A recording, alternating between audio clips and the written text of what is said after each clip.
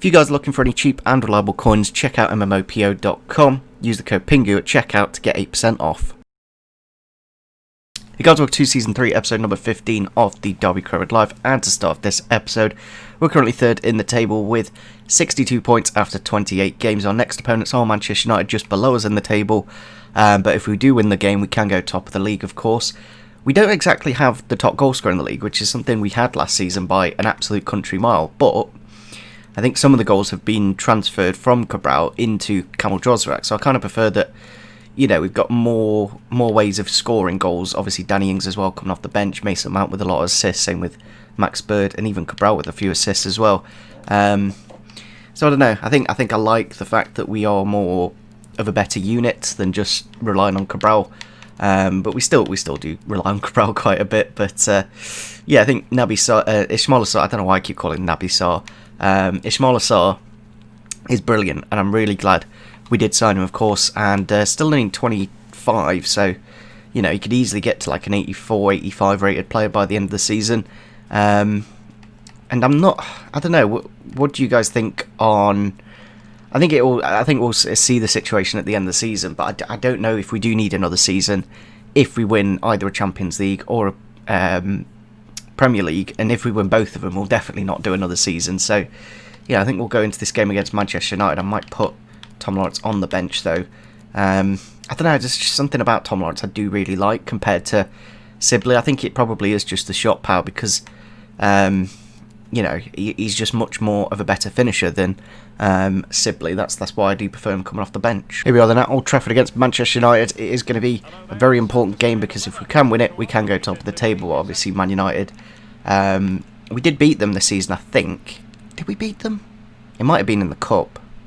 No, we lost in the Cup, didn't we? I don't know why I thought we beat them. We lost in both the Carabao Cup games, but maybe we won in the alternate Premier League game at our stadium. Maybe that's what I'm thinking of. But yeah, looking at their team, they were playing Dean Henderson in goal, no David De Gea, Dalot, Rugani and Skriniar and Wan-Bissaka. Then a midfield two of Bruno Fernandes and Donny van der Beek. Not exactly the most defensive, you know, both of them.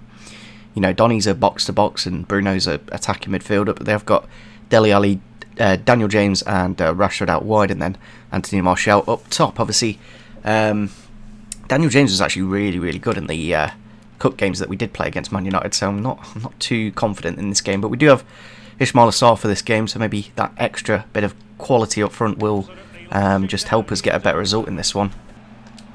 Into Cabral here. Can he get into a bit of space in the box and take a shot? He can indeed, with the goal to make it 1-0 in the first 10 minutes, even 5 minutes really. Really good start, pretty much our first attack of the game. And yeah, it's nice to see Cabral get on the score sheet. You know, getting a goal early on is massive when it comes to doing well. As you can see, Mount just creating that space with that nice run. And obviously, I don't know why De Gea is not in goal for Man United, but it is his 19th goal of the season. Current top goal scorer is Raheem Sterling with 23, so if we could get towards overlapping Sterling, that would be great. Obviously now we don't have any cup competitions to really worry about. We do have the Bayern Munich away game coming up in this episode, but that shouldn't be an issue because of the 6-goal difference. Ball down the wing here to Jozrak. Wan-Bissaka's not there to defend the attack. Gonna cut inside now. Can't slip it into Cabral, but we have slipped it into Mount, and he has found the back of the net to double the lead. And I was kind of hoping the ball would go to Mount in the first place. I'm not too sure why they tried to pass it to Cabral. He might have been offside, to be honest, Cabral, so I don't understand why. I aimed for Mount here. Look at Mount in all that space. But for some reason it went for Cabral, but luckily, somehow that ball managed to fall to Mount, and we do get the second goal to... You know, now we're 2-0 up. It makes the game completely different, and you'll see Manchester United's fullbacks just bombing up the pitch and giving us a lot of space. Through for Mount. Can we get it to 3-0? There we go. There's 3-0. It is. I don't know. It's predictable how easy it is once you get to 2-0. Of course. Like, look at that, there's just no defence whatsoever there for Man United, and Mason Mount can get the goal to get us into an absolutely easy position now to, you know, finish off this first and second half. I think this game's pretty much wrapped up now. 3-0 up in the first 25 minutes. if you look at the stamina in comparison to our team, it does kind of tell you the story of why we're doing so well in this game, and also the fact that Bruno Fernandes is playing at CDM. It's a good ball to Rashford, but I don't know why he's not shot there. I don't know why he tried that extra pass, and that is a great, like, ridiculous ball from Felipe to set Josrek through. We do have two in the middle waiting. Ball to Cabral. Can he find Sarr on the right hand side with the finish now? Saved by Henderson, and that's going to be the end. Well, we've got a corner, but it will pretty much be the end of the first half if Cabral can score this. Hit the post, and it's being cleared out, and that'll be half time there. Against Manchester United, I think the stamina has been a big factor of why we're doing so well, and the fact that they are playing both Dean Henderson and Bruno Fernandes out of position. It's a little bit odd. You know, they don't have a defensive midfielder, and they've just brought on Semedo for Dalot at left back. Not done the attack here to start the second half. Not exactly started well for us. Nearly got the block in. Great save from Handanovic, and that's exactly what we needed to start this second half, because if Man United get some momentum back in this game, we can still very easily turn it around. Ooh, he's nicked it off Wan-Bissaka, can Mason Mount. Run through on goal, make it 4-0. We have caught them on the counter-attack here, sleeping with the shot now into the back of the net, and there we go. That's pretty much the game wrapped up now. There's no chance, and Mason Mount's hat-trick, didn't actually realise. Yeah, he's been a brilliant player this season. Obviously, he did play for the club before in the past, and I thought I'd bring him back. Wasn't exactly playing too much for Chelsea, and yeah, it's been a really good signing. Like, only 46 million I think we paid for him. If you compare that to like the 27 that we paid for a 30-year-old Tagliafico, it's pretty much a bargain. And yeah, now that he's got that 5-star weak foot, it just makes him really, really good. What I will do is probably make some substitutions just to rest him up for the next game. And yeah, that's the only thing about him is, I don't know why though, because his stamina is 86. But if you compare him to like a Bird or a Knight who've got like 99 and 96 and 98, that's probably why he does struggle. We'll get Tom Lawrence on. There we go, full time against Manchester United. We do win 4-0 and a clean sheet away from home. Mason Mount with the hat trick, and yeah, just Man United never really challenged us. I think there was one save from Handanovic. I think this one here, but other than that, I don't think they really got into a goal scoring opportunity. Really good save actually from Handanovic. Yeah, as you can see, they only had 2 shots, and it's I do enjoy playing games like that when we beat the big teams, but at the same time I kind of want them to be one of the big teams. Like, actually, like the Liverpool game was perfect in the last episode, I think it was.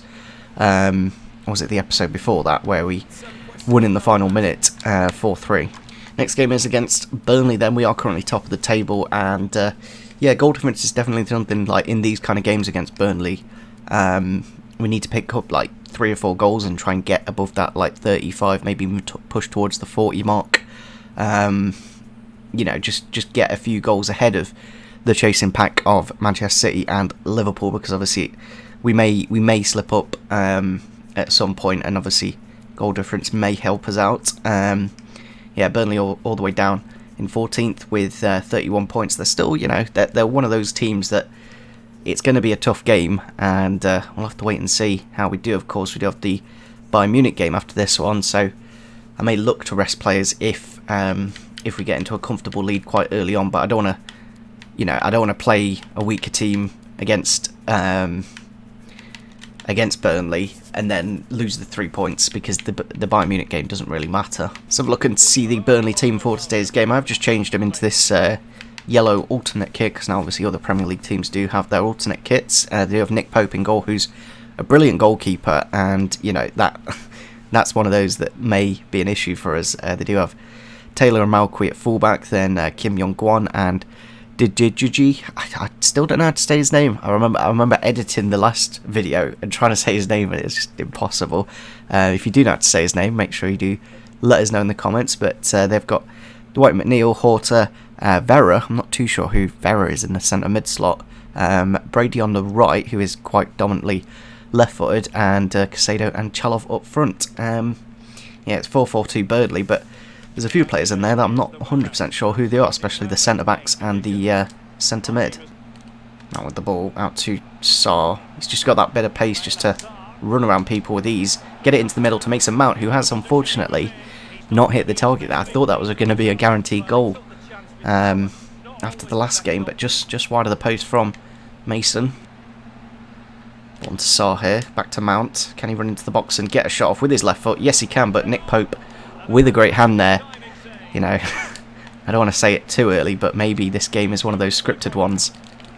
Ball through for Chalov. He's got around Felipe, but a great save from Handanovic. Exactly what we needed from the goalkeeper. And yeah, if you can get into, like, we got the clean sheet in the last game, and if you can get a bit of form with Handanovic, then that'll be great.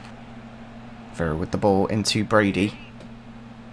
Camped on the edge of the box here, Burnley, but if we can get a counter-attack, then it could be quite deadly. Still got to be careful in the box with Chalov, and they do make it 1-0 there. And compared to the Man United game, this feels like ultimate difficulty. It's just so frustrating. Like, just why are the teams that are towards the bottom? Chalov is actually doing really well this season with 18 goals. But we've had a few chances already in this game, and kind of, you know, Pope's made a great save and Mount's fluffed his lines, but it's really weird, the consistency of the difficulty on this game. Over the top here for Knight, all through for the middle. Can he get the finish though? It's Nick Pope, honestly. I need to sign this goalkeeper because he's ridiculous. He's unbelievable on Ultimate Team, and he's unbelievable on Career Mode. Trying to slip it in here for Mount. Can he get through and goal and get the shot off now with the goal to make it 1-0? And that is exactly what we deserve after this first half. We've had a number of chances, and Nick Pope just making a ridiculous amount of them. And yeah, Mason Mount in a good bit of form in these last couple of games. Really nice ball from Cabral, and a well-timed finish to find the back of the net and to get his 10th goal of the season. Cross here to Volta. In the box to Chalov. Is he going to get there? Yes, he is. This game is so frustrating because it's Burnley and we're making it difficult, but Man United was just like semi-pro difficult, and I just do not understand this game at times. It's just so frustrating. And yeah, we may drop all 3 points. If we can rescue a point, then great, but I just don't get it. I honestly do not understand this game at times. Like, look how good defensively Burnley are. Mount's gone through it though. Can he score? Blocked by the defender, and that's been the story of the game. Just Burnley throwing the men in front of me without any issue at all. Ball in the box here with Cherry with the shot, and there's 3-1. And it's just, I don't know, this game is just dumb. It's just really inconsistent and has no logic really, and that's the thing that kind of kills this game, because EA just don't know what they're doing really. And I don't know, you do lose against Burnley, like big teams do in the Premier League, but it's the fact that Man United were just so easy to beat in comparison. I just do not understand that, especially with us being at home and the Man United game being at Old Trafford. I just, like that ball there, why is that going there? Look at this ball here from Mount. Like, there's no need for him to play it like that. Look, I've pointed over there. Look where I'm pointing. I'm pointing there for Cabral. And then the game's gone, no, I'll just put it over there. Like, I feel scripting. That's what I feel on career mode. Chance here for Volta. That's 4-1. And not great for goal difference, really, but I don't know. I just cannot explain this Burnley. Don't know. I just can't explain this game at times. We go full time against Burnley. We do lose the game 4-1, and I don't know. It's just, it doesn't have any logic, this game, and it's just really frustrating. That's the thing that kills it. Nick Pope with a number of great saves, and you could just feel like the second you go into a game, you can feel whether you're going to win or not on the basis of your shooting opportunities and how they shoot. And we do have a transfer offer for Timothy Fosu-Mensah from Manchester United. Kind of funny that they're looking to get him. We'll go up to 32 million. If we can get that kind of money for him, then great. Whether we do use it for next season, we'll have to wait and see. But yeah, I don't know. I don't quite understand why we lost that game, to be frankly honest. We will go up. I might as well just knock on 10 million and go up to the 33. They're going for 25. So yeah, we got up to 28 million, and the extra 2 million, they were like, no, we can't do that. So yeah, we won't be able to get Timothy Fosu-Mensah. There's just been a rescheduled game. The game was there, but now it's there, and it's just like, why is there a 2-day gap after that Sunday game against Brighton? But maybe this will change anyway for us, dependent on us going through to the next round. We may get rescheduled fixtures anyway, Obviously, at the minute it's 7-1. We have had a bit of growth to Mason Mount to go to an 88, which is nice to see. We will rest him though for this game, although it is an important game. I think we're still in a pretty comfortable position. I don't see us dropping the lead for some. I don't know why Bielik's so low on fitness, to be honest. I don't quite understand that. Here we are then at the Allianz Arena against Bayern Munich. It is a really big game, but obviously with that 7-1 fixture, you know, with the 7-1 result in the last game, I'm not too concerned. We still have a pretty strong team. You know, there's only really Sibley coming in for Mount and Fosu Mensah in for Bielik. But yeah, they've got Kimmich into that midfield now. Nathan Ake coming into the defence. Marcus Llorente goes to right back, and I think that's about it. I think did Alfonso play the last game? He must have. Yeah, he definitely did. But yeah, other than that, it is pretty much the same team as the previous game. But I just don't see Bayern Munich scoring 6 goals. Obviously, we'll have to wait and see. Maybe they do and completely amaze us again. A bit of a foggy game, but I just don't see Bayern Munich getting the goal line that they need. Well, it's Jozwiak. Has he got the pace to run through this Bayern Munich defence? I don't know what they are doing, to be honest. Now with the shot, and there we go. We do have the away goal, and that pretty much, you know, it's game over. There's no, even before this game, it was game over. But now with that away goal, there's absolutely no chance at all that Bayern Munich score, because now they have to get 9 goals basically. They can't rely on that away goal that they did get in the first game, because we've got that one. So be interested to see who we do get in the next round, of course, whether it's like a PSG or a Barcelona. We'll have to wait and see. Chance here to make it 2. Can he get it into the back of the net? Yep. The annoying thing about this is the last game against Burnley, where we played a stronger team and we struggled more, and I don't know why it is. I don't know if it's because I'd love to know why. Basically, I'd love to know why it is, but yeah, I think we're through now at 9-1. Ooh, they have actually scored. Bit of a defensive error there from Lena. Thought we were going to clear it, but yeah, it's 9-2 now. I'm not too sure why they're celebrating. Do they know what the aggregate score is? But yeah, a bit of a poor touch there from Lema, and gives Richarlison the goal to make it 2-1. Oh no, we've got an injury to Ings. I've literally just subbed on Ings, and his first touch is an injury, so I don't know if I should take him off or not. We still obviously do have Ida, and this is why we have 3 strikers. I don't know if Jack Harrison or maybe like a Jozrak could go up front. Just trying to think what would be best. Actually, Sarr can go striker, can't he? Yeah, so we'll do that, and then he's literally been on the pitch for 10 seconds and got injured. Obviously does have the injury prone trait, but it'd be very interesting to see whether the injury is a long one or not. He got it literally straight away, so it shouldn't be too bad. Now we go full time against Bayern Munich. We have won 9-2 on aggregate, which I would have never guessed in a million years going into these first 2 the Champions League knockout stage.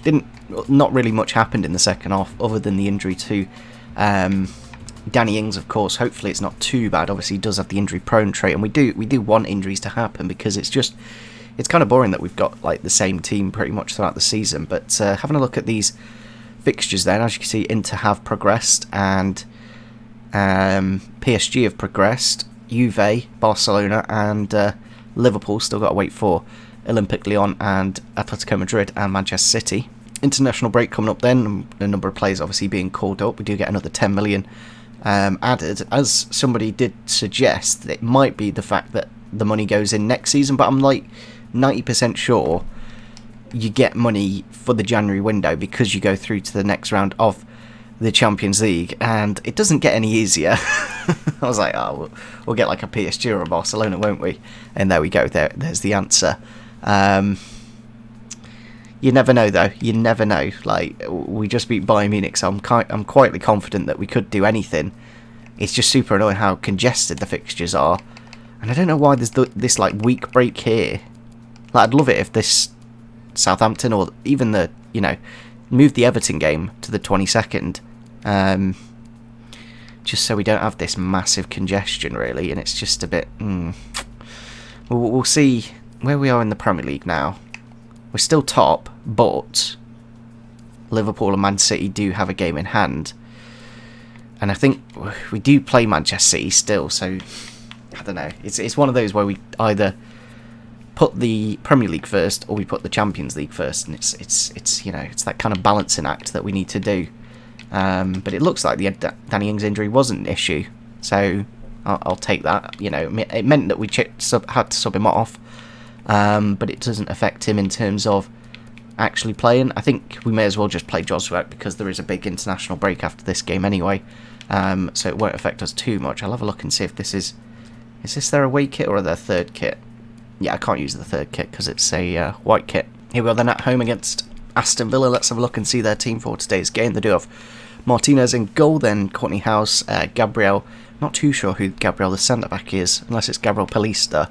Then they've got Konza, Matty Cash, obviously the former Forest player, Douglas Luiz, Oliveira and John McGinn, then Bertrand Traore, Jack Grealish and Wesley front as the striker. So, yeah, like we struggled against Burnley, but then we beat Bayern Munich away at the Allianz, so not a clue what kind of difficulty this game will be against Aston Villa. Quite a nice away kit actually, like the all black kit that they do have.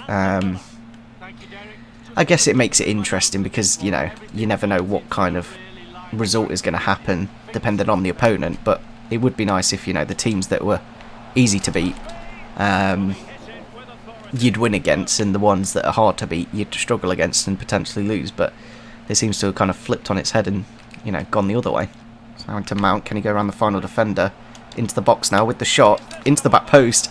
That was actually a shot from Mount, but it's somehow gone to Artur Cabral to tuck it in the back post to make it 1-0. And yeah, very, very fortunate, to be honest, because I didn't mean to do that. And, you know, that's the bit of luck that we probably needed against Burnley, but didn't get it. But, you know, he's in the right place at the right time. And we do kick off this game with the goal in the first 10 minutes. Cabral with the ball into Mount, goes around the final defender. I must say, since going to like 87, 88 rated, Mason Mount is just a completely different player in terms of quality. It's that next level that we needed, of course. It's onto Cabral's head, wide of the post, and I'm about 99% sure EA have done something to corners, but not mentioned it in the pitch notes, because they, you know, if you look at Season 2, start of the season, when we got Cabral, we were scoring corners like every other game, and as soon as the patch, I think it was patch number 4, just nothing. I don't think I've scored a header since then. Oh, what's that? Jesus. Whoa, this game. What is going on? Like, I could feel the game not letting me play there, basically. Look at this from... Firstly, Lema gets that, but for some reason he's run over there. Secondly, Bielik here doesn't get it either. And it's just... It's the scripting in the game on career mode. I know... I doubt they're going to put that into Ultimate Team, but you can 100% feel it in career mode. No, what a poor pass from Bielik. It's gone through for Wesley, round the keeper, and that might be the first mistake for Bielik this season. And at this point we need to do something to get the win. It's probably going to have to be Mason Mount off for Danny Ings and go to a 4-4-2, because we have literally no time at all to save this game. Going to have to go holding though. Bakayoko with the ball here. Can he slip it into Cabral's path? Yes, he can. Can he get the goal though to make it 2-1? Really good. Like, that is what we needed. We had to score that goal, and we did with Cabral, the man that should be his 20th goal this season, I think now. And yeah, we have to get the 3 points against Aston Villa. You know, after dropping the points against Burnley, we have to win this game, and it is a really, like, literally couldn't have timed that any better. And it is actually 21st goal. Must have scored. Maybe we scored the first goal in this game. Over the top here for Cabral to get 1-2. Can he get through and make it 3-1 with the shot now? Jesus, that is a weight. That is the biggest weight off my shoulders, because we had to win this game. He does get his hat-trick, and we do get all 3 points. And yeah, that game felt ultimate difficulty. Like, it's so weird. Like, Bayern Munich felt like semi-pro, but like Villa and Burnley, just, I don't know. I can't explain this game at times. It's so illogical, but we do get the 3 points. It'll be interesting to see Liverpool do win, but it'll be interesting to see what Manchester City do, and whether that game in hand does get played sooner rather than later. Although I think Manchester City have just lost Have they just lost? Because if they win their game in hand, they go into 66 points. They're 2 points behind us. Liverpool obviously can go above us if they win their game, of course. But I'm not too sure if we can see those fixtures before our game against Leicester. Transfer offer here for Georgie V from one of the Portuguese teams. I think we will just accept it. Obviously, he is one of those players that I'm not bothered about because he is a youth academy player, but I think we will pretty much be wrapping up this episode here. That's what I wanted to know. I wanted to know whether Liverpool would win their game or not, and they have, and it does mean we do go down to second, but we're only 2 points off them, and with a lot of games still remaining, actually. You know, there's a good 7 games, I think. How many games we got? 1, 2, 3, 4, 5, 6, 7. Yeah, so it's so difficult because we got the Barcelona game right there. But like, it's about whether we focus on the Champions League or the Premier League, and it's super difficult to know what kind of fitness levels we'll get for the games after. It might be a case of playing our second team in the Premier League against Leicester, then first team against Barca. It's just really frustrating that I don't know why that game there on the 22nd isn't just like one of these either Leicester or Everton games. And also the Leicester game being on the Sunday is just super frustrating because it could be on the Saturday, which would give us that extra day break and probably would be fit for the home game. And now the game's just kind of just making it as hard as humanly possible to manage to do what needs to be done. We will have a look and see what the other draws in the Champions League are. So we're playing against Barcelona. Manchester City have got Real Madrid. You know, there's no real easy ties here. You know, maybe I would have liked Inter Milan just because we did beat them in the group. But yeah, you know, if we manage to somehow get to the semi-finals, there's still an absolute minefield to get through. So I'm trying to debate. Let me know in the comment section down below. Do I prioritise the Premier League because we're only 2 points off the top, or do we prioritise the Champions League? Because Liverpool do play against Chelsea. Just seen it there. So you know, there's all the chance that we could make up those points, those 2 points. It would be nice if we were going to play Liverpool between now and the end of the season, but obviously we did beat them at Anfield, so there's not much we can do about it.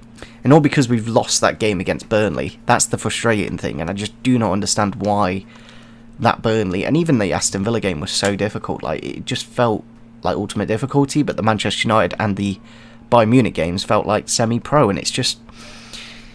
I'd love to know the logic. I'd love to know the logic behind this game, but nevertheless, hopefully you guys did enjoy this episode. Make sure you do leave a like rating if you did enjoy. Comment any signings. Obviously, we are going to go into next season potentially, depending on what happens at the end of this season. It's one of those. Unfortunately, Felipe has gone down to an 82, and it might be a case of putting someone like a Fosu Mensah in. I'm not too sure. Let's have a look and see what the growth is. We have had a bit of growth here too. Ido. Probably could do with playing him a little bit more, because I think at 21, obviously that 22 now, that stat could very easily get to like 82, 83 by the end of the season if we play him enough. I don't know. Do we play our second team against Leicester for the next episode? There are a few changes obviously needed to be made. Like, I think both of our wingers would have to come out. But I still think it's a good enough team, this second team, to beat Leicester. But at the same time, I want to guarantee the 3 points, so I'd probably like, you know, the strongest possible team. I'm not too sure why this is. Doesn't seem to be happening now. But in the last game against Villa, I put Sarr on the left, and he got a +6, and I'm not too sure why that was. But maybe it was just a visual glitch. But yeah, hopefully you guys did enjoy this episode. Make sure you do leave a like rating if you did enjoy it, and see you soon. Bye.